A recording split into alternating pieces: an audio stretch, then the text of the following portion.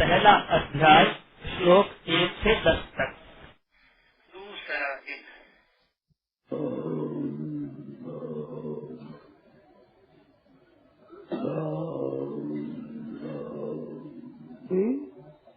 स्तुति प्रार्थना करनी है।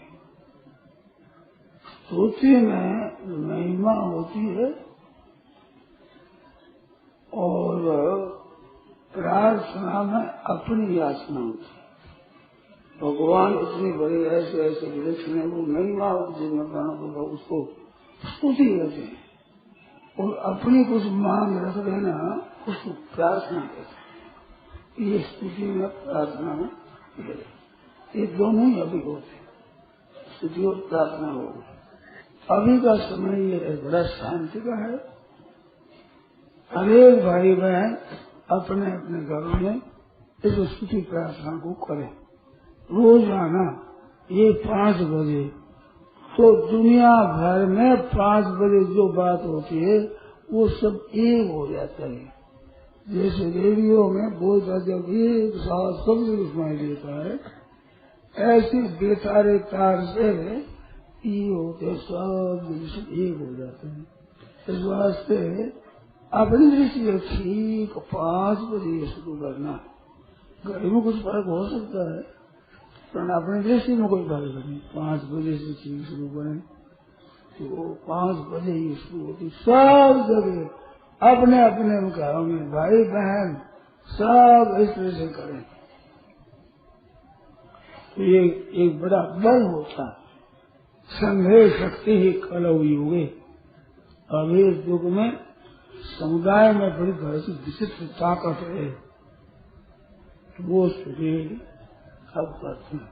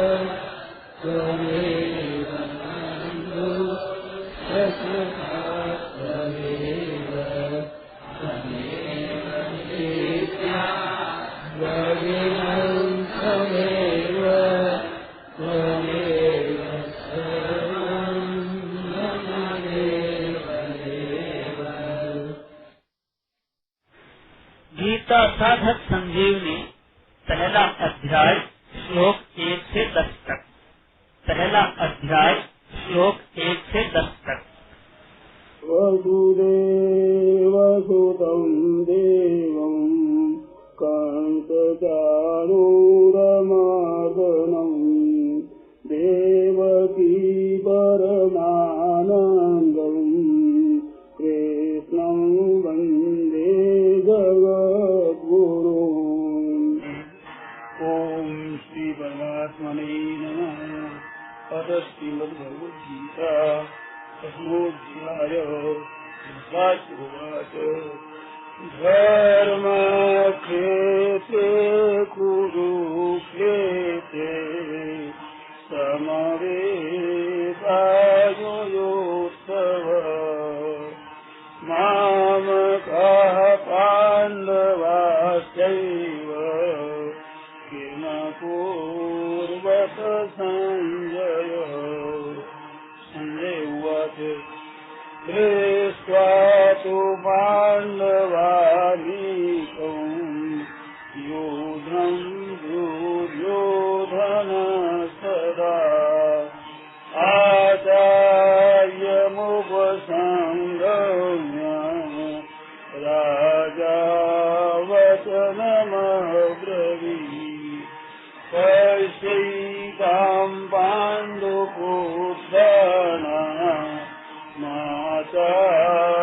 माचार्यमहतीं समूं यूनां द्रुपदपूज्येन तव शिष्येन धीमता अष्टशूरमहेशासा भीमार्जुनसमायुधि युयुधानो विराटस्य द्रुपदस्तमहारथ धृष्टकेतुस्य किबाण काशीराजस्तवीर्यवान् गुरुदेवोऽन्तिबोधस्य शैव्यस्तनरपुङ्गव युधामान्योऽस्य विक्रान्त उत्तमौजास्तवीर्यवान् सौभद्रो द्रौपदेयाश्च सर्व एव महारथा अस्माकं तु विशिष्टाये तान्निबोधद्विजोत्तमा नायका मम सैन्यस्य संयासन् भवान् भीष्मस्तकर्णस्य विभस्तसमितिञ्जय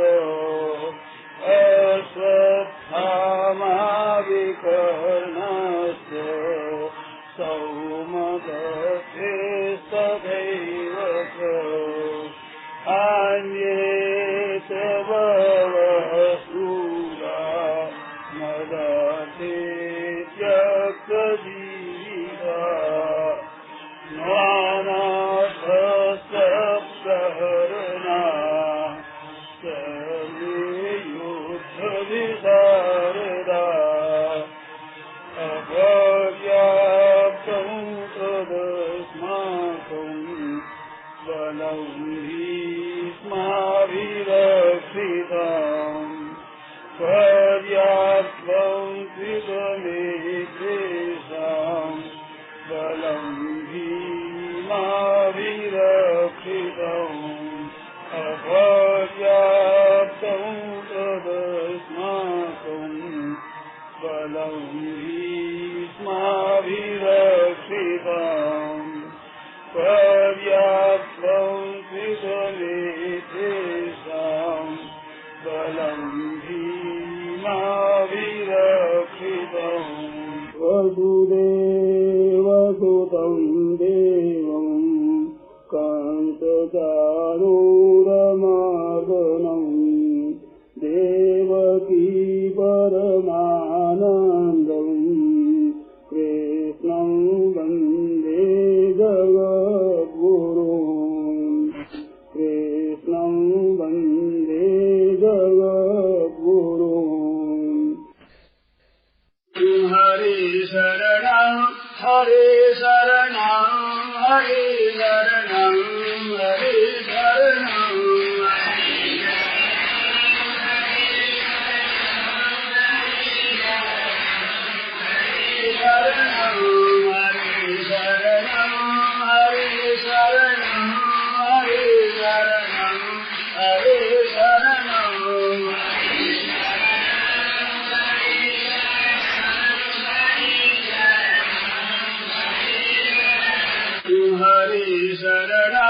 हरे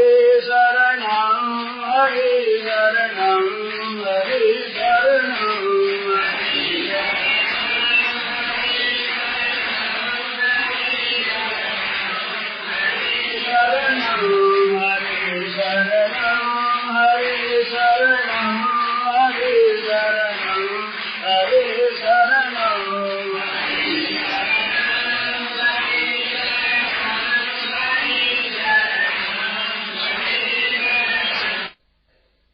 स्वामी जी श्री राम सुखदास जी महाराज द्वारा दिनांक 19/9/93 को प्रातः 5 बजे स्तुति प्रार्थना के बाद श्री मुरली मनोहर द्वारा भिनासर में हुआ। राम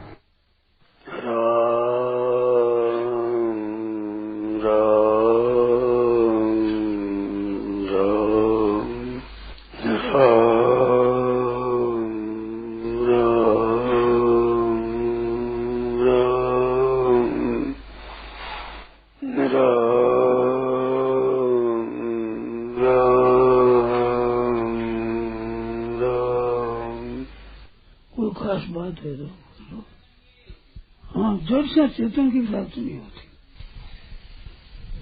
बोलो समझा नहीं? समझा रहे हैं हाँ। कि अंतःकरण की शुद्धि का तात्पर्य वहाँ पर जड़ता से मुक्ति का ही है, जो आप बताते हैं वही बात है। फिर आप अंतःकरण की शुद्धि पर इतना जोर क्यों नहीं देते? अंतःकरण में इतना शुद्धि तो मानता हूँ, परंतु अंतःकरण के द्वारा तत्व की प्राप्ति नहीं होती। ठीक है, वो भी बात और ठीक है। मानो जड़ के द्वारा चिन्मय तत्व की प्राप्ति नहीं होती, ये मेरा कहना है। तो अंतःकरण के द्वारा हम प्राप्ति कर देंगे, ये कैसे होगा? अंतःकरण को हो चाहे जड़ को हो, अंतःकरण निर्विकल्प होने पर भी तत्व की प्राप्ति नहीं होती है, इसलिए सिद्धियों की प्राप्ति होती है। योग दर्शन के विभूति पाद में लिखा है, जो 8 अंग है ना योग के, यम नियम आसन प्राणायाम प्रत्याहार धारणा ध्यान और समाधि, ये 8 अंग है।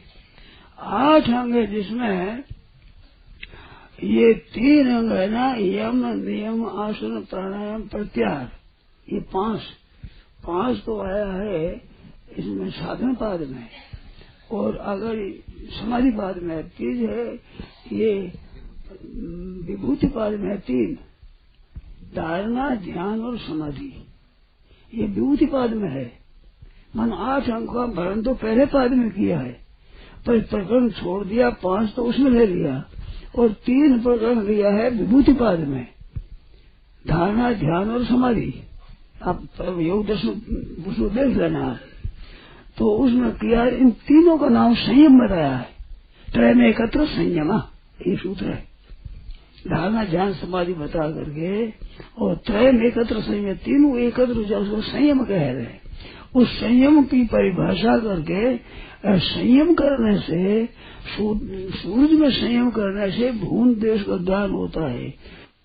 इसकी धारणा ध्यान और समाधि का उपयोग बताया है भगवान पतंजलि महाराज ने। और चित्तवृत्ति और निरोध खास योग दर्शन चीज है, ये वेदांत दर्शन चीज नहीं है। वेदांत दर्शन में तो श्रवण मनन निध्यासन 8 अंग है मुख्य। एक तो विवेक वैराग्य समाधि सरस्वती मोक्षता, साधन चतुष्ट संपन्न हो गए। फिर श्रवण मनन निध्यासन और फिर तत्व पदार्थ संशोधन, ये 8। ये वेदांत साधन 8 है, अंतरंग साधन 8। इस अंतरंग साधन में जो तत्व पदार्थ का संशोधन है, ये मुख्य बताया है। तत्व पदार्थ का संशोधन, तो ये संशोधन होता है विवेक से। ये अंतःकरण शुद्धि का इतना तो ले लो कि वो विवेक ठीक कर सके, इतना ले लो। पर चित्त की एकाग्रता पर इतना जोर नहीं दिया वेदांत में। चित्त की एकाग्रता योग दर्शन दिया है।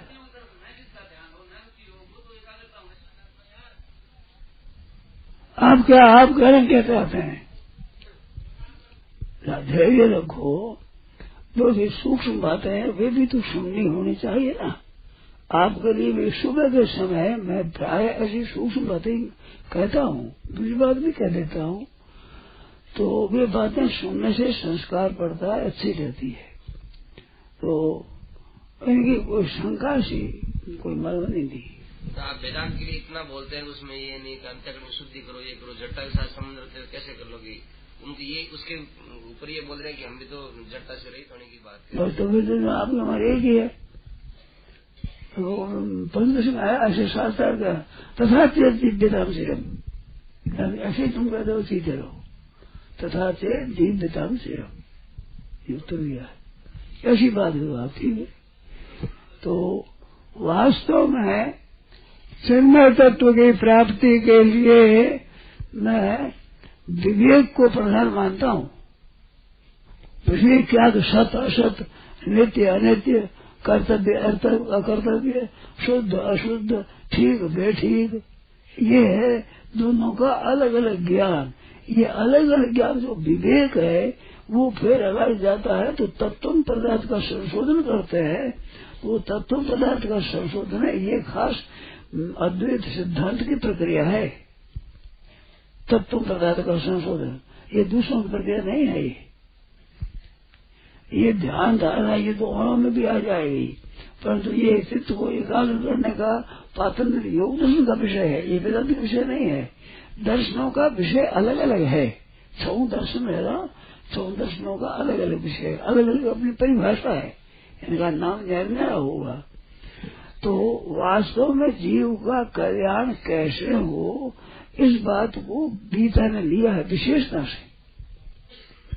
गीता में सब बातों की सूक्ष्मता से बातें आ गई है, और फिर भी जीव का कल्याण जल्दी कैसे उद्धार हो, इस विषय के ऊपर ही ज्यादा गीता का आग्रह है। गीता वो नहीं कहती है जीव के अनेक वाद है, अणुवाद है, महत् परिमाण है, अणु परिमाण है, मध्यम परिमाण है, ऐसा आता है जीव के विषय में। ईश्वर सगुण है, निर्गुण है, साकार है, निराकार है, ऐसा ईश्वर विषय आता है।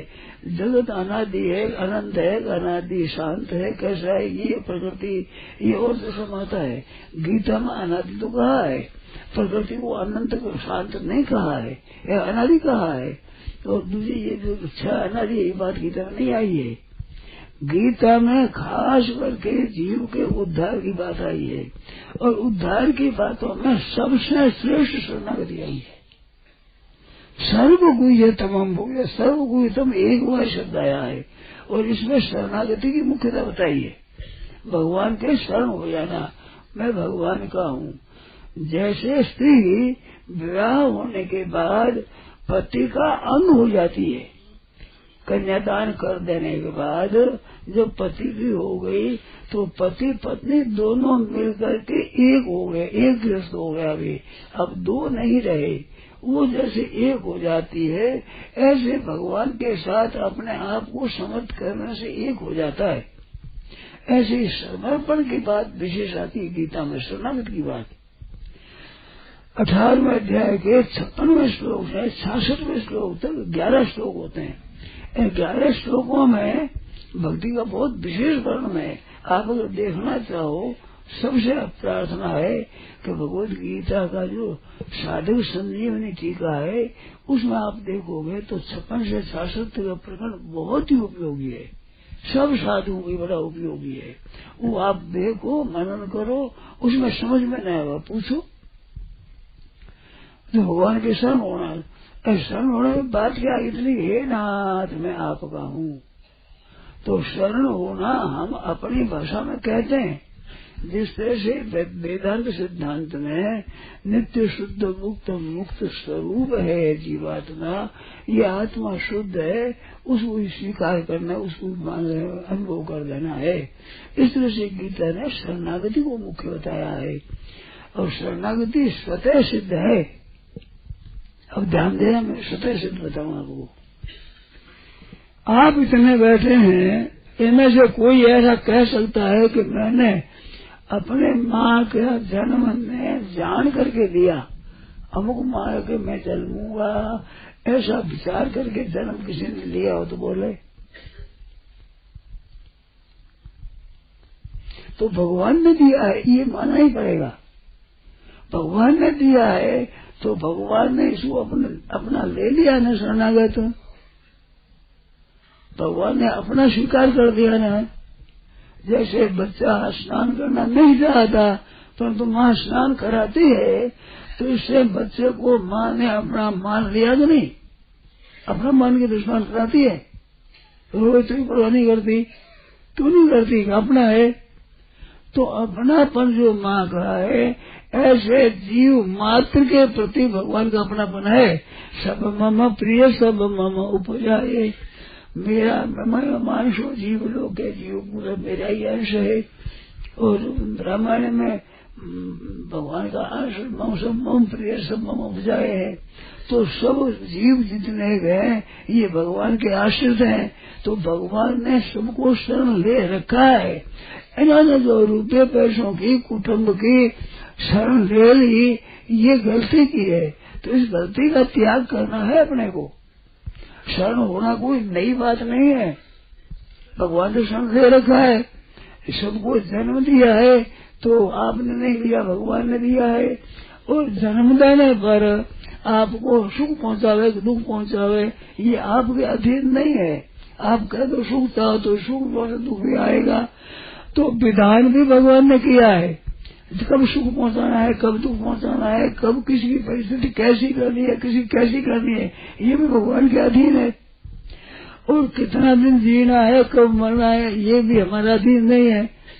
हानि लाभ जीवन मरण जस अपदस विधियात, ये अपने हाथ की बात नहीं रखी है, तो ये भगवान ने दे रखी है। तो संपूर्ण जीवों को भगवान ने शरण तो दे ही रखा है। क्यों किसका जन्म कहाँ पर होना चाहिए ये भी भगवान निर्णय करेंगे। किस देश में किस नरक को भेजना है, स्वर्ग को भेजना है, मृत्यु लोगों को भेजना है और लोगों को भेजना, कहाँ भेजना, ये बात है। ये तो सब भगवान ने दे रखी है अपनी, तो ले रखी। और शरणागत क्या होता है, उसने अपने ऐसे ले लिया है। अब ये जो दूसरों का शरण लेता है, इसका त्याग करना है कि तुम धन का शरण मत लो, बेटे पोते का शरण मत लो, तुम जमीन जायदाद का आश्रय मत लो, ये सब जड़ है, नाशवान है, तुम दुख पाओगे। तो माम एक कम शरण मृत्यु का तात्पर्य क्या, मेरे सिवाय और शरण किसी का मत दो। जैसे मीराबाई ने कहा, मेरे तो गिरधर गोपाल दूसरों न कोई, तो मेरे भी गिरधर गोपाल में क्या मैं सहमत हो जाओगे, पर दूसरों न कोई इसमें सहमत नहीं होते। इसमें सहमत होने के लिए शरणागति कहते हैं। आप शरण मेरे रहो, सेवा सबकी करो। आपके शरण दूसरे हो सकते हैं, उनकी सेवा करो, उनका आदर करो, पालन पोषण करो। क्योंकि बड़ों के तो सेवा करो, आदर करो, पूजा करो और सेवा करो और समाज की सहायता करो और छोटों का प्यार करो। चीज एक ही है। छोटा बड़ा होने से शब्द अलग अलग होते हैं। सबके पालन पोषण करो, ये तो करो, मत उनका शरण मत लो कि बेटा पोता मेरा इतना है, मेरे धन इतना है, मेरी विद्या इतनी है, मेरी योग्यता ये है, मैं एक कला कौशल में होशियार हूँ, मैं बैरागी हूँ, मैं त्याग हूँ, मैं त्यागी हूँ, बड़ा बैराग्यवान हूँ, मैं बहुत शास्त्र जानता हूँ, मैं गीता जानता हूँ, शास्त्रों को जानता हूँ। ये क्या ले लेते ने, ये आफत कर दी तेने। ये भगवान का कहने का तात्पर्य, इनका आश्रय मत लो, तुम इनकी सेवा करो, धन का उपार्जन करो, खर्च करो, पर धन का आश्रय मत लो। धन के कारण से आप बड़े हो गए, तो धन के कारण आदमी बड़ा होता है, तो आप छोटे हो गए पहले ही। धन होने से आपकी इज्जत है, आप बड़े आदमी होते हो, और धन नहीं होता आप छोटे आदमी हो जाते हो, तो आप बड़े कहाँ हुए, बड़ा तो धन हुआ। अब जरा सोचो, विचार करो कि धन होने से आप बड़े आदमी हो गए, धन नहीं होने से आप छोटे हो गए, तो आपकी इज्जत कहाँ फजीती हुई आपकी। आप राजी होते हो हमारे धन यहाँ बड़े हो गए, बड़े नहीं है, तुम्हारी फजीती हुई है। बताओ, इसमें शंका बताओ। हम विद्वान है, हम पढ़े लिखे, आप पढ़े लिखे नहीं हो, तो मैं विद्या के कारण पढ़ा हुआ, तो तुम खुद बड़े नहीं हुए, बड़ी विद्या हुई है, तो तुम्हारी तो फजीती हुई है इससे। मैं वैराग्यवान हूँ, मैं त्यागी हूँ, मैं बड़ा विरक्त हूँ, तो विरक्त होने से आप बड़े हुए, और विरक्त न होने से आप छोटे हुए, तो वैराग्य त्याग बड़ा हुआ, आप बड़े हुए, छोटे हुए, आपकी इज्जत हुई, फजीती हुई। ये चेताना है कि मेरी शरण आ जाए तो छोटा नहीं होगा। किसी की आप शरण दो, आपको छोटा बनाएगा। गुरु की जाओ, गुरु भी छोटा बनाएगा। अरे भगवान मेरे मुकुटमणि, भगवान मुकुटमणि बनाएंगे। फर्क है भी नहीं तुझा में, फर्क में भगवान में। मैं हूँ भगतन को दास, भगत मेरे मुकुटमणि। है कोई राजा महाराजा धनी नस्ल कोई जो मुकुटमणि बनाए आपको, अब वो छोटा बनाएगा। तो छोटा बनने के लिए आप जाओ, तुम्हारी फजीती हो रही है, बेइज्जती हो रही है, तुम्हारे में अकल होनी चाहिए कुछ। भगवान के शरण जो भगवान आपको बड़ा बनाएंगे और वास्तव में बड़े बन जाओगे। आज मीराबाई का नाम लेते हैं, मीराबाई सास का नाम तो नहीं लेते। उसके तो पगम पड़ती थी मीराबाई, तो बड़ी तो वो थी, मीराबाई छोटी है, पर बड़ी सेवा बड़ होता है। बड़ की सेवा से बड़ा होता है। तो भगवान के वहां जाने से आपको भगवान अपने से बड़ा बनाए। वो समझ तुलसीदास जी मारे के मोरे मन प्रभु अस विश्वासा, राम ते अधिक राम कर दासा। राम जी का दास राम जी सिंह अधिक है।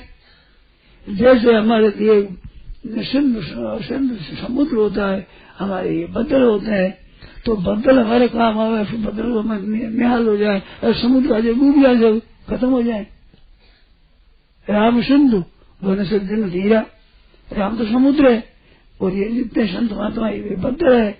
तो हमारे बदलों से जीवन मिलता है, समुद्र से मिलता है। जल समुद्र का ही होगा और कहां से लावेंगे संत महात्मा सिवाय भगवान के। और उनके पास चीज क्या है? जो संत है, अच्छे पुरुष है, उनमें भगवान के सिवाय विलक्षणता क्या है? सब जैसे धनी आदमी है, धन के सिवाय इसमें क्या है? जैसे वो बड़ा हुआ, धन के कारण बड़ा हुआ, तो इसमें वो भगवान के कारण से बड़े होते हैं। महात्मा संत होते हैं, आदर सत्कार करते हैं, तो भगवान के कारण करते हैं कि आपका करते हैं? तो भगवान वास्तव में बड़े हैं। तो बड़े क्यों है? कि भक्तों को अपने से बड़ा बनाते हैं। और किसी के जाओ शरण, वो तो आपको गुलाम बनाएगा, बड़ा नहीं बनाएगा कोई भी। इस वास्ते असली गुरु होते हैं, वे चेला नहीं बनाते हैं, वे गुरु बनाते हैं। वो सब संसार का गुरु हो जाए, वो ऐसा गुरु बनाते हैं, वो अपना दास नहीं बनाते हैं। तो भगवान और भगवान की भक्ति तो ऐसी चीज है जो उनके हित के लिए काम करते हैं, अपना स्वार्थ काम नहीं करते हैं। स्वार्थ में तो सकल से गवाए, सुपनो प्रभु परमार्थ नाए, सुर नर मुनि सबकी यह रीति, स्वार्थ लाभ करे सब प्रीति। ये तुरंत उपकारी, तुम तुम्हारे सेवक असुरारी, आप और आपके सेवक ये बिना स्वार्थ हित करने वाले हैं। तो इनका शरण करो, इनका आश्रय लो, निहाल हो जाओगे। आप चीजों को लेते हो, ये साधना है, साधना करनी बड़ी अच्छी है, पर अच्छी होते हो भी है तो साधन ही। साधनों के कारण से आप बड़े होते हो, तो बड़े होने की तरफ आप चल रहे हो, ये ठीक बात है। पर साध है, देवी संपत्ति है ये। और दूसरी आसुरी संपत्ति। तो दैवी संपत्ति आसुरी संपत्ति में क्या अर्थ हुआ? कि देव नाम परमात्मा की संपत्ति है, इनका आप उपार्जन करो, परमात्मा के पास जाओगे। और आसुरी संपत्ति असुर नाम प्राणों का है, प्राण पोषण परायण हो जाओगे तो आसुरी संपत्ति होगी। धन संपत्ति, देव, खाना पीना, ऐश आराम, श्रृंगार आदि करना, ये आसुरी संपत्ति है। और ये प्राण पोषण परायण है, केवल प्राण मेरे जीते रहे, मैं रहूं, सुख पाऊं, आराम से रहूं, सुख है सुविधा है। तो सुविधा और सुख में ये आसुरी संपत्ति है। दया, क्षमा, उदारता, त्याग, वैराग्य आदि परमात्मा की संपत्ति है। तो परमात्मा की क्यों बताई? इसमें ये बड़े रहस्य की बात है।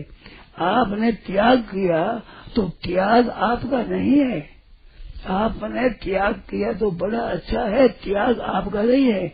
जैसे अफीम जी होता है, ये अफीम बेचने वाले होते हैं, वो ठेका है, अफीम हम ही बेच सकते हैं, आप नहीं बेच सकते। भांग हम बेचते हैं, तुम नहीं बेच सकते, ठेका होता है। तो वो जैसे ठेका होता है, ऐसे त्याग का ठेका हो जाएगा क्या? मैंने त्याग कर दिया, अब त्याग आप नहीं कर सकते। मैंने बैराग दे दिया, आपको बैराग नहीं मिल सकता। मैंने अपना संयम कर लिया, आपको संयम नहीं मिल सकता। ऐसा होता है क्या? मैंने पानी पी लिया, आप पानी नहीं पी सकते। मैंने अन्न खा लिया, तुम खा नहीं सकते। ऐसा ये व्यक्तिगत चीजें नहीं है, ये आसुरी संपत्ति है, केवल शरीर के लिए और संसार के लिए है। जो जन्म मरो, जन्म मरो, देवी परमात्मा की संपत्ति है, तो उन पर भी आप ठेका नहीं ले सकते कि मेरी है। तो अभिमान किस बात का करते हो? क्या धन तुम्हारे पास, तुम धनी हो, क्या दूसरा धनी नहीं हो सकता क्या? सबके लिए मना है, क्या ठेका ले लिया गया, धनी नहीं होगा तो धनी होगा? ये भाई सबकी चीज है, एक तुम्हारी नहीं है, उस चीज को लेकर तुम अभिमान करते हो तो गलती करते हो ना। ये तुम्हारी चीज हो तो तुम्हारे, मेरे तो गिरधर गोपाल है, और गिरधर गोपाल को अपना मानने वाला अभिमान होता नहीं उसे। भगवान को अपना मानने वाले तो संत दास होते हैं, गरीब होते हैं, उनमें बड़ापन का अभिमान होता ही नहीं। लोग भले ही बड़ा मान ले, वो मन से अपने को बड़ा मानते हैं क्या? अब मन से अपने को बड़ा वही मानते हैं जो वास्तव में बड़े नहीं है। इस बात से बह में रहता है कि मेरे को छोटा न समझ ले, इस बात से मन मोटा समझे, बड़ा समझे, बड़ा आसन मिले, बड़ा नमस्कार करे तो राजी हो जाए, नहीं तो नाराज हो जाए। तो उनको तो बह में बड़ा बनते इस वास्ते कि छोटा न मान ले। तो सिद्ध हुआ तो मन से छोटे हैं, इस बात से बह में रहता है कि मेरा छोटा न मान ले कोई। भगवान की बहम होता है, संतों को बहम होता है कि मेरे को छोटा न मान ले। तो भगवान के दर्शन करने वालों का भगवान आदर करते हैं। शरणानंद के सामने किसी ने कहा कि हम संतों की सेवा करते हैं, और क्या तुम धूर्त करते हो? तुम धूर्त संतों की सेवा करते हैं भगवान, तुम क्या सेवा करते हो? तुम सेवा करते हो, तुम तो लूटते हो। सेवा क्या करते हो तुम? सेवा करते हैं भगवान। तो भगवान सेवा करे, भगवान संतों की। तो जो भगवान के भक्त है उनका पालन करना, उनकी सेवा करना, उनका आदर करना, ये भगवान जानते हैं। तुम क्या जानते हो उनकी सेवा में? समझते ही नहीं तुम। उनको भोजन कराया जाएगा, दूध पा दिया, आराम से रख दिया, तो ये उनकी सेवा हो गई। उनकी सेवा करो तो ये बात है, उनके सिद्धांत का पालन करो। संतों की सेवा असली क्या है? ये संतान जिसको श्रेष्ठ मानते हैं उस भगवान के भक्त बन जाओ। उनके जो गुण है त्याग वैराग्य वो आप ले लो, तो संत सेवा मान लेगा आपकी। आपने बड़ी सेवा करी हमारी, 30 वर्षों सेवा करते हो, ये क्या था? ये सेवा संतों की सेवा है, ये संतों की सेवा नहीं है। ये तो शरीर की सेवा है। शरीर जड़ है, नाशवान है, उसकी सेवा हुई। संतों की सेवा है। संतों का जो संतों का इष्ट है, संतों का पूजनीय आदरणीय है, वो आदर आप करने लग जाओ, संत खुश हो जाएंगे, प्रसन्न हो जाएंगे, हमारी सेवा कर दी। दूसरी क्या सेवा करो तुम संतों की? वो हेतु रहते तो उपकारी। तो भगवान की तरफ चलने वालों का दर्जा ऊंचा होता है, वो भगवान ऊंचा दर्जा करते हैं। दुनिया पे भी ऊंचा दर्जा हो जाता है। नाम वे ना रहे सुनो श्रेयाने लोए, मेरा सुत जायो नहीं शिष्य मुंडो को। मेरा ने ना तो कोई बेटा पैदा किया, ना कोई चेला किया किसी को। कितना आदर है, मेरे का नाम दिया जाए, उसके पद गाए जाए, कितना आदर से गाते हैं, कितना शांति सुख मिलता है। भगवान के पद मेरे भाई के बोलने से प्रेम पैदा होता है। तो वो प्रेम पैदा करो, वो भगवान में तुम शरण हो जाओ। ये मेरे भाई की सेवा है। तो सेवा उनकी आत्म सेवा, यही सेवा है उनकी। तो सेवा करने वाले सेव होकर सेव भी हो जाते हैं। ऐसे वो संतों के शिष्य होते हैं, वो शिष्य नहीं हो जाते, गुरु हो जाते, दुनिया के गुरु हो जाते हैं। तो असली संत चेला नहीं बनाते, गुरु बनाते हैं। वो गुरु बनाने की गुरु की टकसाल है, गुरु ही गुरु निकलते हैं सभी। वो छोटा तो बनाते हैं। तो इस वास्ते भगवान की तरफ चलने में सबके लाभ होता है। तो वो भगवान में सर्वगुह्यतम कहा है शरणागति। तो शरणागति को गुप्त क्यों कहा, सर्वगुह्यतम क्यों कहा? भगवान ने संपूर्ण से गोपनीय, सबसे श्रेष्ठ भगवान ने शरणागति को कहा है गीता में। सर्वगुह्यतम पद एक बार ही आया और कई बार नहीं आया। गुह्य आया है, गुह्यतर आया है, रहस्य आया है, ऐसे शब्द गुह्यतम शास्त्र कहा है। पर सर्वगुह्यतम एक बार ही आया है 64 में, 18 में। तो ये सर्वगुह्यतम क्यों कहा? सर्वगुह्यतम ये कहा, ये हरेक को कहने की बात नहीं है। बहुत से लोग ऐसा अर्थ करते हैं कि भक्तों भगवान अपनी भक्ति नहीं देते, क्योंकि भक्ति देने तो भगवान परवश हो जाए, भगवान भक्ति के वश में हो जाए, इस बात से भक्ति नहीं देते। ये बिल्कुल गलती की बात है। भगवान तो परवश होने में आनंद मानते हैं। आप स्वतंत्र होने में आनंद मानते हो। जो परवश हो वो स्ववश है, तो स्ववश का थोड़ा आनंद होगा भगवान के परवश में आनंद आता है।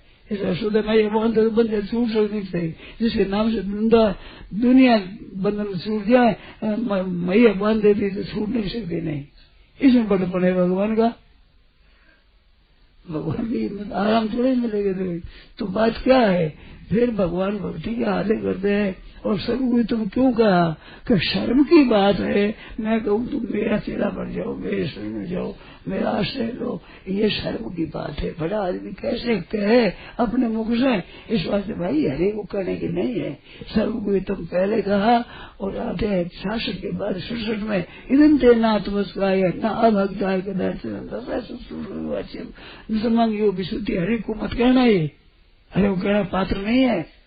गीता के भी ने दिल्ली में व्याख्यान सुना मैंने कि भगवान तो सम आत्मसागी अपनी प्रशंसा करे कि मेरा मंत्र भक्त बजाओ और मेरे हो जाओ, मेरे मुझे देखो, ये दे दर्शाओगी। इस बात भगवान कहते ये तब हरे को कहने के लिए हरे पात्र नहीं है।